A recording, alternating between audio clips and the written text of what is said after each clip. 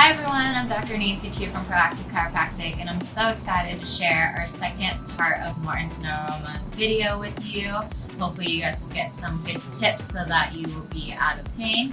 I have Dr. Nicole with us today. She is our wonderful physical therapist that we often work with. So she's going to explain a little bit of what Morton's Neuroma is.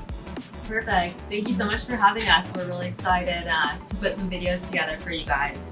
So Dr. Chu and I have been seeing a lot more patients who are weekend warriors or who are getting back to activity now that the quarantine has been lifted, I guess we'll say. Yeah. So one of the ones we've come to see more frequently is Morton's Neuroma, and a lot of times people describe this as feeling like a rock in their shoe or like a tenderness between a few of their digits in the ball of their foot. And this is pretty common in runners, sometimes dancers, also females who wear like tight shoes like heels or ballet flats. And so we're actually going to head over to my coworker Mark, who's at our clinic around the corner, and he's going to show us some exercises to help get you guys started.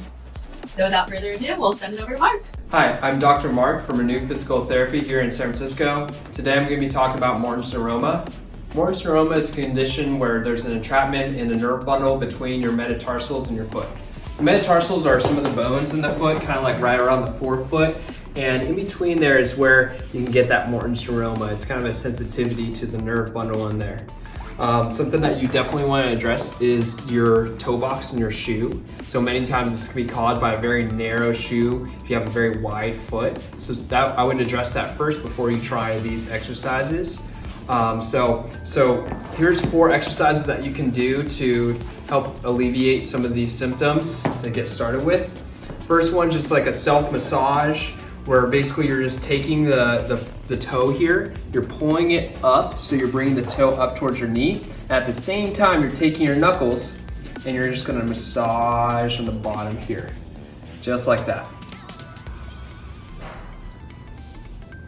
So that's the first thing you can do.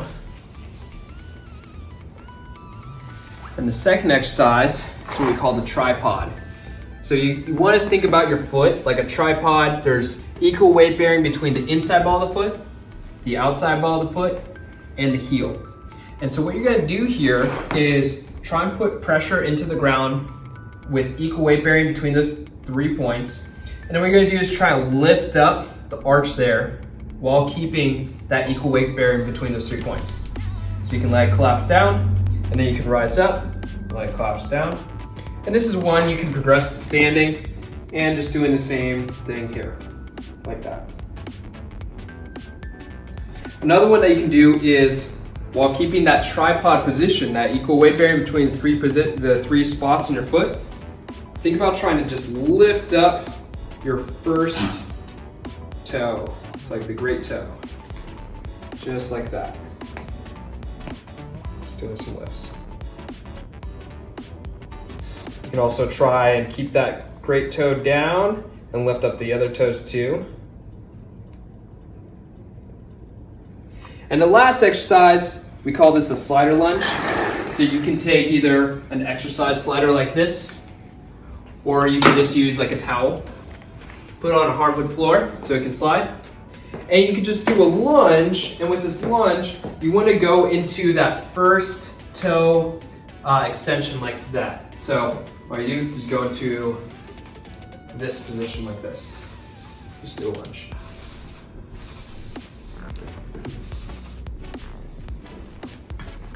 Thank you so much, Mark. That was very informative and a great way to get started. And if you've been working on these exercises and they're still not getting better, you're paining your Achilles, you might want to consider getting some orthotics or getting some new footwear, which we can also provide.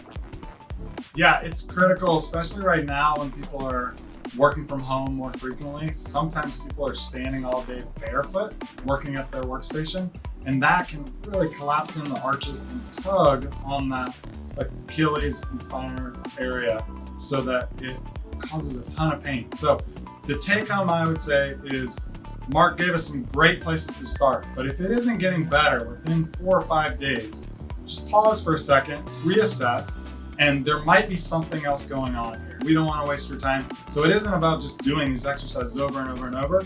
If it's the right thing, it should give you some traction right away and you should start to feel better. If not, get in to see someone. We'll do a real assessment. We'll figure out what's going on and get you back doing the things that you love. So we can't wait to meet you, and hopefully this helps you. So check out the links below. We have both our websites listed there, and we also have a few other videos that we've been lucky to help with. Collab. Yeah.